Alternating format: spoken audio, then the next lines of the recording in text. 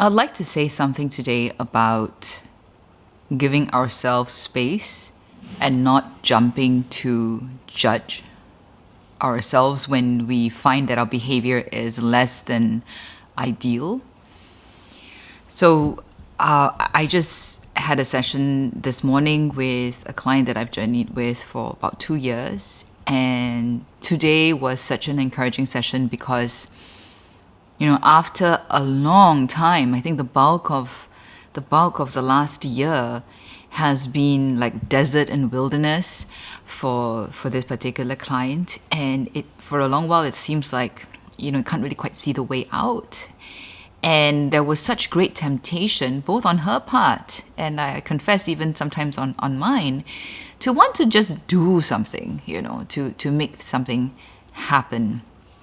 But discernment and listening, with the Holy Spirit has always seemed to be, come with this invitation to trust, to allow, to not be too quick to judge from appearances. Okay, so on the surface, appearances is that there's absolutely like no productivity.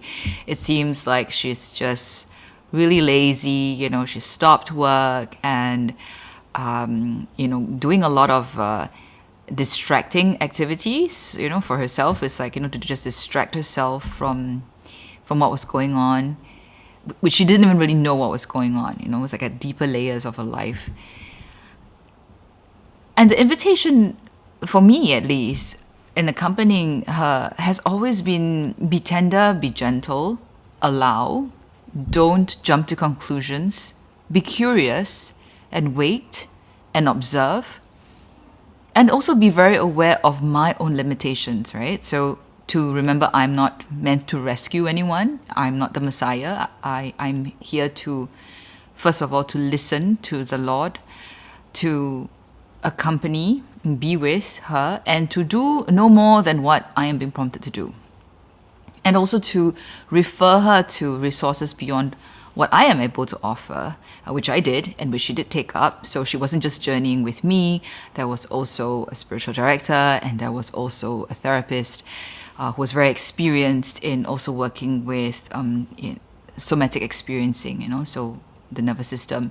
Because there was an intuition that at the deeper levels, the deeper layers of what was going on in this person's life, there are things going on that we don't quite so easily grasp or see. And having myself, having grown in my awareness about the role of trauma, complex trauma and all that, and how it can manifest in our lives, I thought I was maybe picking up on, some of these signals. And as it turns out, that intuition was correct, was on point.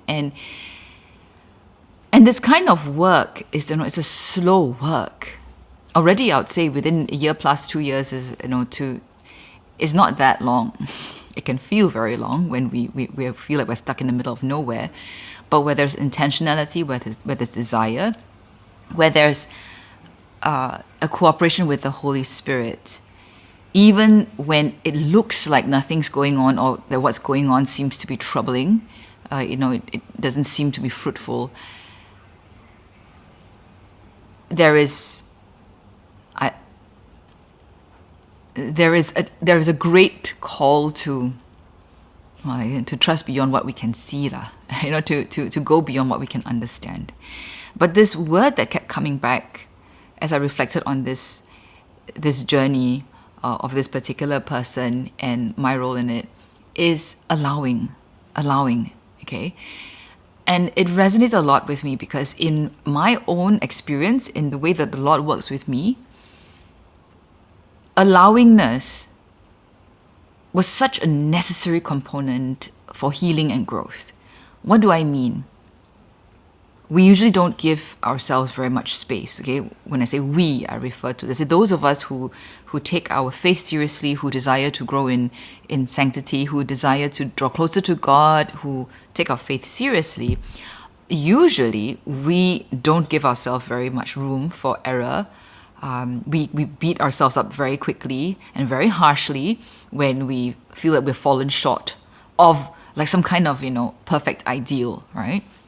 So we find that we are, let's say, falling behind in our spiritual disciplines, for example, usually the thoughts that come up would be, oh, I'm being lazy, I'm not being disciplined, I'm yielding to temptations of distraction. And we see that as immediately something to be judged and to be corrected. Right? And then and if we don't do that correction immediately, we procrastinate, or worse, maybe we find ourselves drifting even further, getting even more distracted. That period of time of we think maybe spiritual laziness gets even longer. Then we judge ourselves even more harshly. But we don't get out of that cycle. We don't give ourselves that grace to allow ourselves to just be first. Okay, to let what happen. Why? Because usually there's something deeper. There's a deeper cause for the surface behavior. Especially if we are really taking our faith life seriously and we desire to draw closer to God. Why is it that the first thing that we can think about when we feel like we're falling behind in our spiritual life is a judgment on ourselves, a criticism on ourselves? Why is it not curiosity? What's going on, right? When we extend that mercy to ourselves, when we allow space for whatever needs to come out, especially the not so ideal, not so attractive parts of ourselves, which we may first identify as laziness, ill discipline, or whatever, greed, anger, lust, rebellion, right? All these things. If we don't clamp them down and we don't immediately try and correct them, but we let them speak to us, we give them some space and room to breathe, sometimes we may realize that the underlying cause could be that we're very tired, we're very fatigued, we're taking on way more than we should be, and our body is protesting, right? And our emotions are acting up. When we have taken on too much and we're very stressed, it's actually a very natural response to look for something to release that pressure, right? And so if we find ourselves, let's say, comfort eating, right, binging on comfort food, or watching the television, or scrolling mindlessly through social media, or just not being motivated to pray, sometimes, if we listen, the solution, so to speak, could be as simple as drawing better boundaries in our life, clearing some things off our plate, maybe going to discernment and asking the Lord, what's going on, right? And are there things in my life right now that I've committed energy and time to, which you have not asked me to do? A lot of times, well, at least for me, the answer is yes. There are things that I've taken on that He had not asked me to.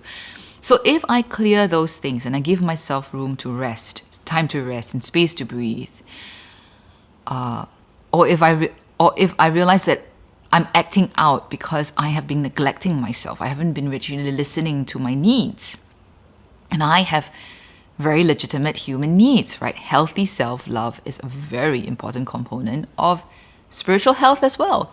So if I've neglected that and I fall into old patterns of striving, perfectionism, trying to please everyone, trying to win God's approval, then sometimes what happens is this, at a symptom level, I start acting out. Sometimes the issues that are underlying my so-called poor behavior may be deeper wounds that God is trying to bring to my attention. And if those issues are things that are more underlying, deeper, things that maybe stem from, let's say, family of origin wounds, things that have been with me for a lifetime, for decades, then I can expect that the turnaround, even as I try to address or begin to address some of these issues, is not going to be so immediate. It's not going to be like all of a sudden tomorrow or next week I'm going to be back on track and energetic with my spiritual disciplines or whatever it is that I feel is off track. Sometimes these things require me to commit a longer journey, maybe a few months, to carve out time to tend to that, to see my therapist, to talk to my spiritual director, to have deeper conversations with my spiritual companions, to seek that kind of support. And sometimes this process It doesn't look pretty at all. It requires allowing very uncomfortable and not very presentable kind of, emotions out. Allowing ourselves to be resentful, allowing ourselves to feel bitterness, allowing ourselves to be angry, and not to clamp them down and not to try and correct ourselves. And I found that the only way to do that is to know, is to trust that I'm held by God, and God is He's big enough, He's more than big enough to hold all these unsavory, unattractive, seemingly problematic, sinful inclinations. He's not bothered by them. He holds me. He is more than capable of healing me, but He takes His time. And He invites me to trust and to wait and to allow. So allowing, God is more allowing than we often think. And maybe some of us don't like that idea that God is allowing, because we feel that we should be very strict with ourselves, we should be very strict with others, we should be very moralistic, which is actually not a good thing, because, at the end of the day, our faith is not about being moral or being virtuous. It's about being loved by God and loving Him in return, and then letting that love inform us and transform us and heal us, make us more and more into His image, more whole and more capable of reflecting God to the world, right? So whether it's virtue or, or moral beauty, moral strength, those are, in a sense, they're meant to be fruits. They are not the main thing. They're not the end. They're the fruit of that relationship with God. And no relationship can thrive without space to allow ourselves to allow ourselves time to be curious, to tend to just kind of see and listen to the parts that trouble us, and to trust that we're loved through it all.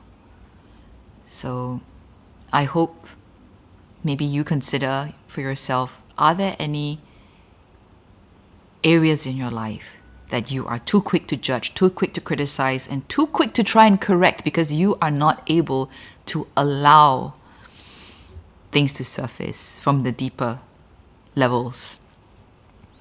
Can you let God hold you and let the allowing love of God hold you as you see yourself more clearly and as you see yourself reflected, mirrored in the eyes of ultimate love, absolute love, unconditional love, merciful love? I wish you the grace of allowing.